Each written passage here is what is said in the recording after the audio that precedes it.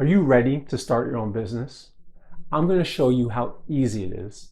In this episode, I'm writing my business plan on day one, so come follow me.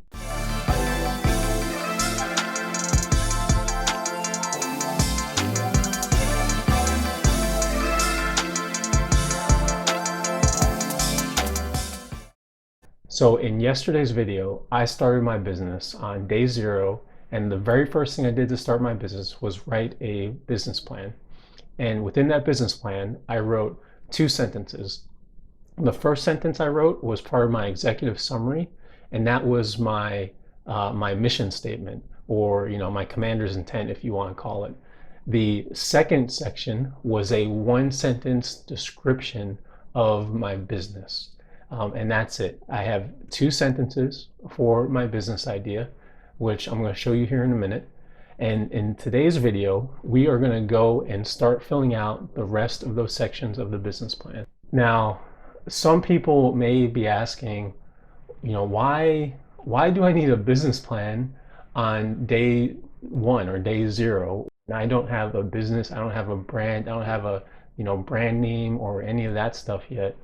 The reason that you have to start your business plan from the beginning is because as you start your business, you are going to get, you're going to have to pivot. You're going to have to change. You're going to have to, you're going to realize that something you wanted to do, may not be profitable, or you may realize that, there might be some legal reason why you can't do what you want to do. But if you have a business plan, if you have that intent, and that end state that you want to reach, well then, you'll just be able to pivot and be agile and move so that you can still execute your intent and still get to your mission, even if you have to change courses and correct your azimuth along the way. In the military, they have this thing called an operation order. And I mean, when I was going through West Point, every mission, it doesn't make a difference. I mean, I remember writing operation orders for how to clean the barracks, or we wrote operation orders for how to deploy to the field and assault an enemy building. I mean, we wrote so many operation orders, and every operation order has the same 5 paragraphs. Depending on the mission, the length of that operation order changes. So in some instances, I mean, I remember being out in the woods, and we had these things called, if you're not familiar with the military, we had these things called meals ready to eat, MREs, right? These meals, they come in a package. They're like dehydrated. They have a shelf life of 50 years. I mean, I swear, I think we were eating some MREs from like the Korean War still, okay? But I digress. The point is, I remember being in the woods and writing a 5-paragraph operation order on a piece of cardboard, right? Like just writing out all right, situation, enemy situation, how are we going to execute? And that's it. I took my cardboard, I photocopied it by hand on another piece of cardboard, gave it to one of my squad leaders, and we moved out and we executed. A business plan is the equivalent of an operation order for a business. This is something that we are going to grow and develop. And as our business develops, we are also going to develop our operation order in sync. Now that I probably spent way more time than I should have talking about operation orders and why you need a business plan, let's dive in with our first section. Our first section is going to be our services and products. What service are we going to provide? And in writing that service, we need to describe what value it's going to give our customers. People buy services because they either A, fulfill a hope and dream, or B, solve a problem. So what problem are you going to solve, and how are you going to solve it for your customers? Or what What hope and dream are you going to help your customer achieve? I'm trying to help you fulfill your hope and dream by showing you that you can start a business. Or if you're already an entrepreneur, maybe you have some problems with your business, and hopefully some of the advice or lessons I can give you will help solve your problems with your business. So that is my product and service, is to, help your business grow. And I'm going to jump right into my business plan and I'm going to start writing it. So let's do it. So our company provides, let me think, how do I want to word this? Our company teaches.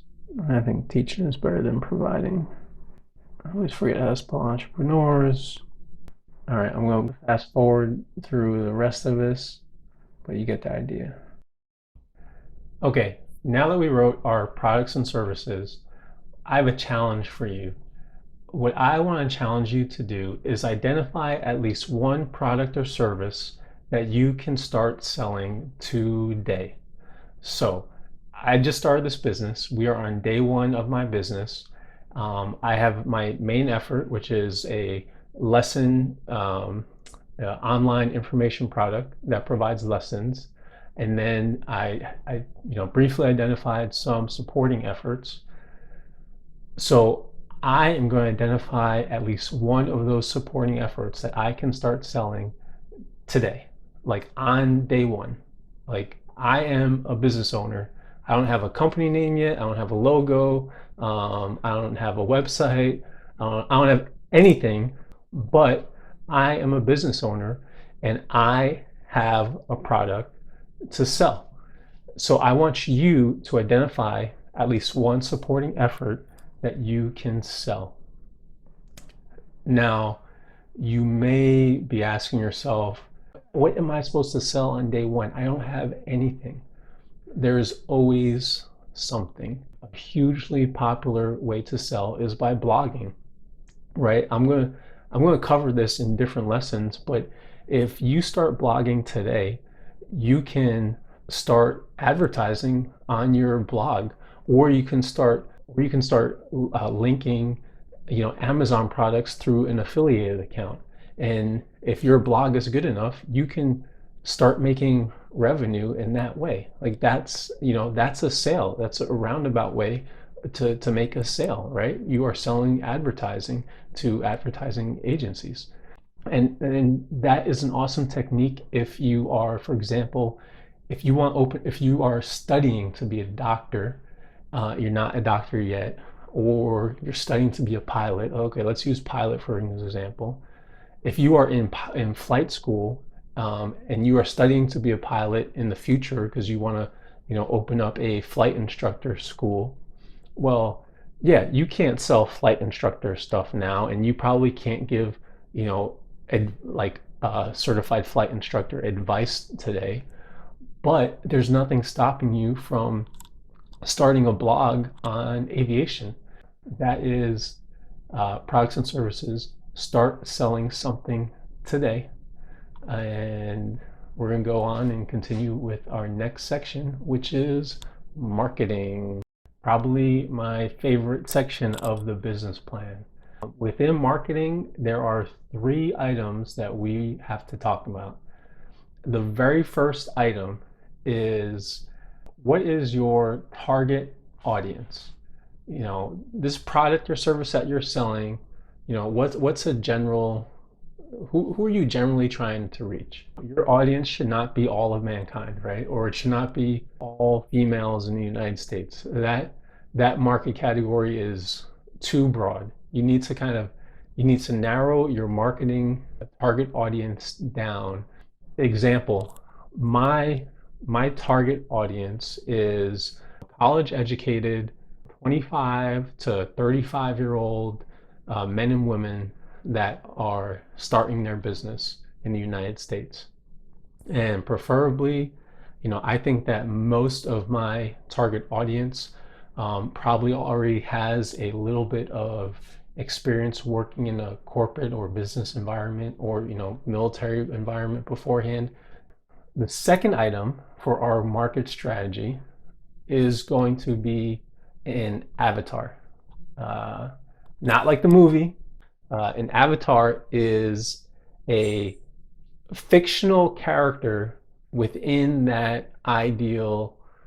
um, that ideal target audience. So who, and not just a fictional character, but your avatar should be the number one ideal client that you want, walking through your door, today, that you want to meet on the street today and sell your idea to. You need to come up with a fictional story about them, right? So I want you to I want you to give them a name. In the future, we're actually going to attach a picture to them. I want you to give them you know, what school they went to, what music do they listen to? Do they listen to, you know, Kendrick Lamar? Are they married? Are they single? Tell me who your avatar is. Here's my idea, my ideal client. If you're a chef, if you are a chef, listen up, because if you are a chef and you want to start your business, here is my idea, and you are my ideal client. Right now, there is a lot of room for growth in the cooking services world in direct to consumer meals, right? We already have, we have Blue Apron, Sunbasket. Those services are great, but they require a lot of time. I got Sunbasket 2 weeks ago, and I spent like an hour one day cooking some Thai soup. It was delicious, but my problem is I don't have an hour to cook soup every day. And I can't, it was shrimp soup, and I won't take shrimp soup to work, because if you put shrimp soup in the microwave, you are not going to be liked by your coworkers at work. My problem is Blue Apron, Sunbasket uh, take too much time. On the other hand, there's Uber Eats, but Uber Eats, honestly, it's kind of like a pain in the butt. Like I need to like see what restaurant I want to eat at.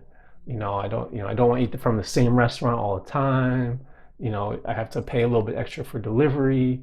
It turns out to be like $15, $20 for a meal, if not more, because restaurants are expensive.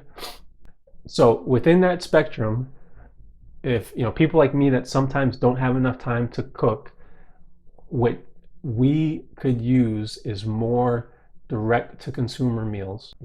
In Atlanta, my wife, when she goes to Atlanta, she works for a week at that office, and she has a chef that delivers 5 meals to her every Monday. 5 meals, bam. She has her lunch. She takes, maybe even more, maybe 10, but she never makes her lunch. A chef delivers her lunch, all at a time, every Monday, and then she has her lunch for a week, or she can eat dinner for a week. Um, my ideal client is someone that wants to start a cooking service. They have a girlfriend, and they need to get a job in order to continue to maintain their quality of life and maintain impressing their girlfriend. And that is, my ideal client, and his name is going to be Jorge. That is my ideal client that I am trying to market to. That's my avatar. I'm gonna go ahead and put that in my marketing strategy. Let's see, our company's target audience are, all right, I'm gonna go ahead, let's fast forward through this. All right, continuing to work on our ideal client here. Let's see, 28 years old.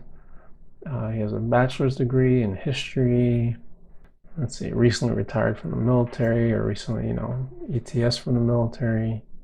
I'm gonna go ahead and continue developing my little avatar for Jorge here. Let's see, I think he got his degree from the University of Phoenix. All right, so I'm going to fast forward through this. If you want to see what I wrote, send me a message and I'll send it to you, but you get the idea. So I'm going to fast forward now. Okay, so I have my target audience and I have my ideal client avatar. I'm rocking and rolling. Okay. So the next part of our market strategy, the phases of growth and development for our business. So we are looking in a 1 to 2 year time frame. That's it. How am I going to get from today to 2 years from now?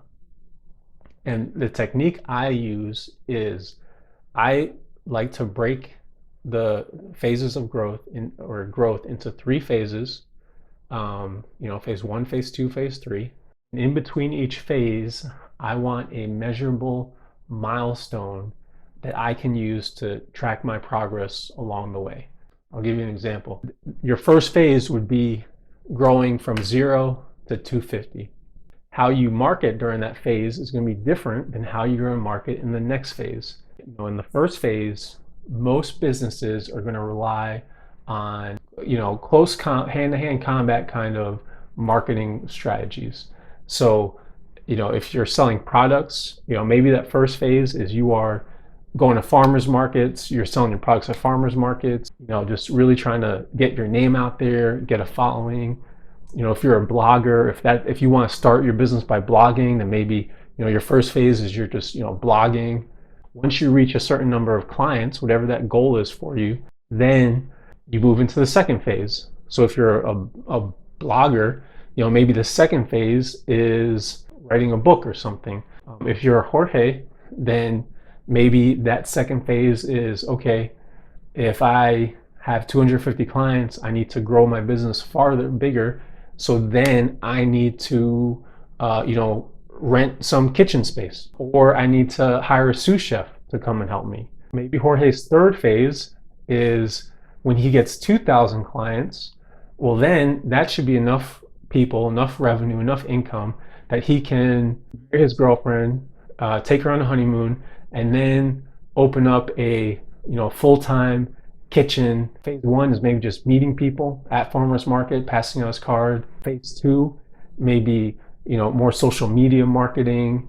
Maybe he starts doing pay-per-click advertising. Phase three, maybe that's going on Top Chef and challenging Hugh Atchison to a Top Chef battle. As he grows, there's milestones that he has to meet. His marketing strategy changes to account for where his business is in the phases of growth. And oh, by the way, if he never meets his first milestone of 250 clients, maybe that's a good place for him to stop and check his azimuth and figure out, okay, do I need to do my emergency azimuth? Do I need to turn and go 180 back down to the road and figure out where the fuck I am? That's what those milestones are for. In addition to judging your progress, they also can judge lack of progress. I know that's a lot. If you need to, rewind and listen to that again. The point is, think about how you want your business to grow and how you want your marketing to grow for the next 1 to 2 years. Marketing strategy. Let's go ahead and finish our marketing strategy. So let's see, I'm working on my second phase. Maybe 1,000 subscribers is what I'm looking for.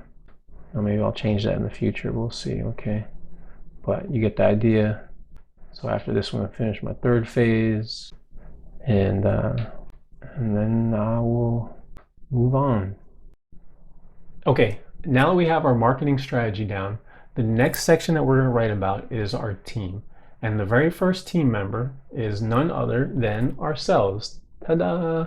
You are a very special person. There's only, 1 in 4.5 billion people in this world that are like you. Write about what makes you special and those unique skills or knowledge you have as we go into face-to-face marketing in the future, as we go into, how to promote yourself from the stage. It's very important that you identify that you are unique and have a special skill set and talent. Now, I'm going to give you a little preview of what's to come. This is the first part of personal branding. As you write your bio, think about, again, what makes you unique and special as applicable to this business. And then on social media, because I know all of you guys are on Facebook or Twitter, whatever. Start branding yourself. If you're Jorge, Chef Jorge, instead of taking selfies at the club, which has nothing to do with your business, take more photos of food or share articles about chefs and how chefs grew and started their business. Don't post pictures of you in front of the pool, looking all cute, right? Because that has nothing to do with your chef business, and that dilutes your message to the world. You want a focused personal brand that all your friends, all your family, all your prospective clients know that Jorge is the, ketogenic, all he posts about is ketogenic meals all the time. Bam, bam, bam. His food looks amazing. I want to try his food. Start branding yourself today. Even though our business plan is still a little baby, even though you don't have a company name, even though you don't have a logo, you don't have a website, you don't have a way to collect money, you don't have any of that shit, you can start branding yourself today on social media. Stop posting all those goddamn selfies. I want to see more photos about your brand, okay? You are personal branding right now with your bio. Yet another reason why we start off on day one with our business plan. So I'm gonna go ahead and I'm gonna write my bio because I think I'm pretty special. Maybe you don't, but I'm gonna write my bio. Okay, here we are working on our team. I put a little picture of myself. I'm already, typing in, I'm just gonna talk about why I think I'm special, and try to highlight things that are related to the business. All right, so I'm gonna type this up. It's okay to be long at this point, but I'm going to keep typing this up, and I'm going to fast forward through this. Okay, now that we wrote about ourselves, now I want you to write about your team. Some people may say, I don't have a team, it's just me, which in my case, it is just me here filming on my iPhone. But most people, if you have family or friends that care about you, you have a team. For me, my team, my number one in the world, the love of my life, and my trusted advisor is my beautiful wife, Syra. I know, even though I don't even think she's seen the first video yet. I sent her a link earlier today, but I don't think she's had a chance to watch it yet. I know that even without her really knowing the project that I got going on because she's been traveling, I know that she's going to be supportive and give me feedback and help me along the way and help me pivot and turn and be agile when I need to be along this process of April 20th to March 10th next year when we're going to South by Southwest in Austin, Texas. She's my advisor. I'm going to write her as such. The business plan is for you. First and foremost, your business plan is to help you. So as you write it, there's nothing wrong with saying, my advisor is my wife, and my wife is going to help me and give me guidance along the way. And oh, by the way, she's this bomb ass lawyer chick. My wife is so awesome. Check this out, right? I'm going to have a testimonial with Syra sometime in the near future, and I'm going to interview her about how she started her business with $100, graduated law school. She had $100, a phone, and a laptop, and she started her law firm. And 5 years later, we have over $1 million in revenue and offices in Birmingham, Atlanta, and later this summer, we're opening up a third office in Tampa. Bomb ass lawyer, bomb ass small business owner. We're going to interview her, but most importantly, she is my trusted advisor for this project, and I'm going to write a little bio about her because I think she is awesome. You need to have someone on your team, okay? All right, go ahead. I'm going to go ahead and write mine. Think about yours. Okay, so I went ahead, added a picture of beautiful Syra. Let's just do a little formatting. And I assume that most people know how to use Word, so I'm not going to go into detail on how to, move and center and word wrap and stuff like that. I think most people know how to use Word. So, but if you think if I need to make a special lesson on Word, let me know and I will make that lesson in the future.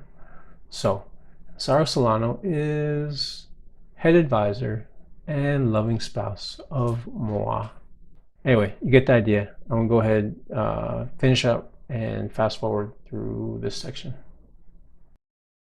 Okay, final section, the most important section. No, I forgot that this isn't the most. This is actually the least important section that probably gets the most time by people starting their business that actually should get the least amount of time. The reason finances is the least important is because it is a section that will probably change the most. More than anything else, finances is subject to the most change. In the military, they give out operation orders, and then as soon as stuff starts changing, they start issuing fragos to change that operation order. And I mean, all the time, it'd be like, oh, another frago, another frago, another frago. And the plan just changes and changes and changes, right? Commander's intent, that mission statement, the very first thing we wrote, commander's intent, hardly ever see that change. That is the one section that like usually remains untouched through months of planning.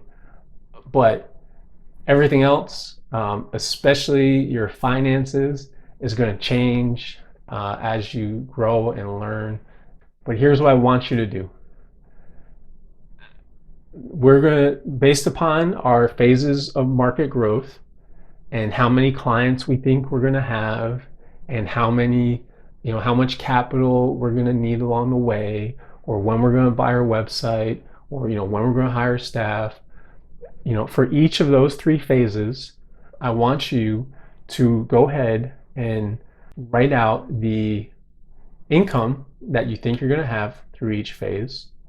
And then I want you to write out the cost or expenditures of each phase. And I want you to separate them, okay?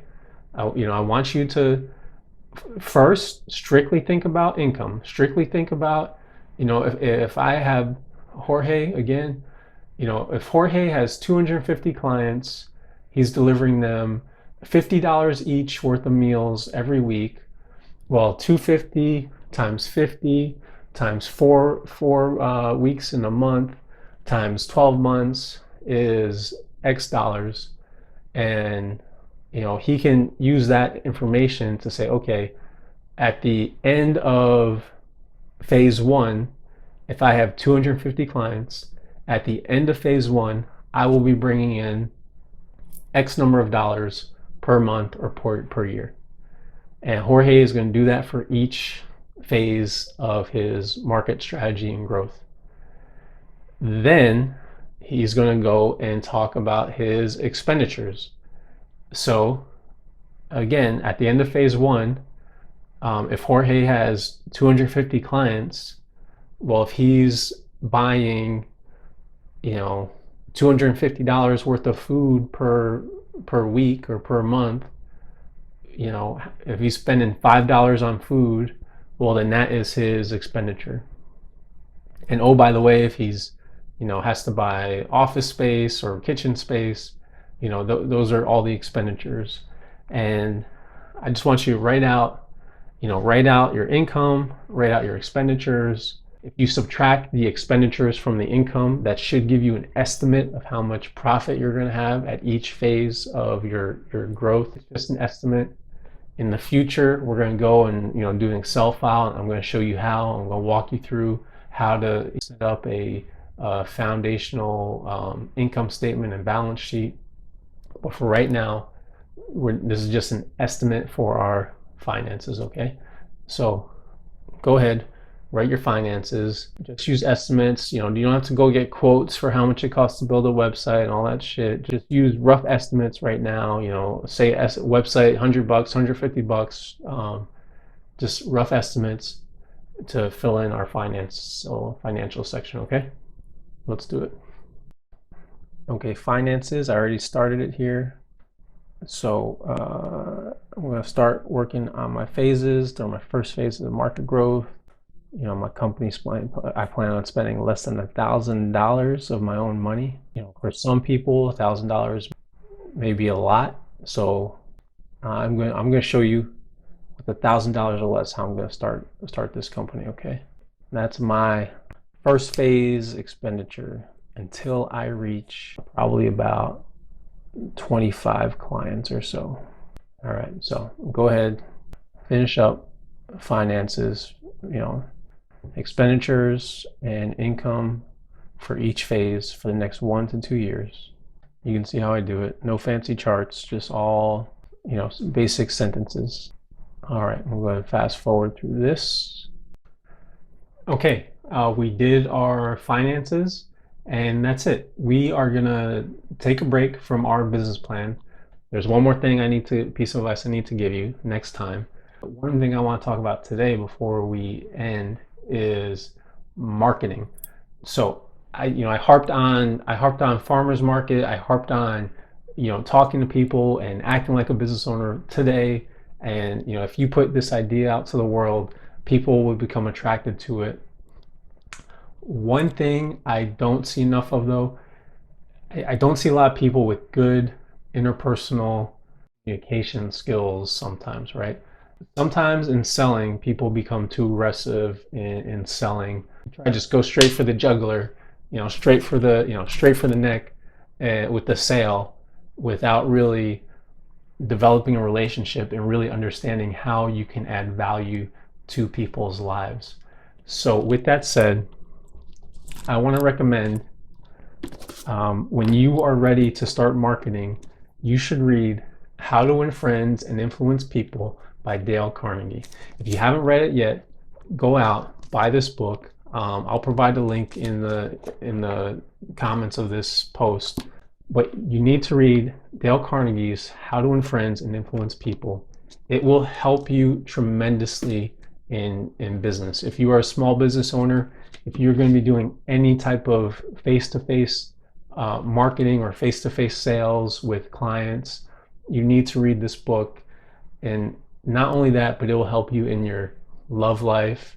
It'll help you, with strangers you meet in the street. I think I told you before, I started a scholarship program where I help mentor high school students and college students. Whenever someone graduates high school, I gift them a copy of this book. Everyone needs to read this book. Probably going to do a full lesson on it in the future, but in the meantime, go check it, because you need to start marketing yourself today. You are a business owner. Congratulations. Please comment. Let me know how you're doing. Let me know how you like these videos. Let me know if I need to improve them. Thank you for bringing your talent to the world, as I know you will. Thank you. God bless. Follow me. Lead from the front. Lead by example. Scouts out. Mount up. Get out there. Start your motherfucking business. And peace.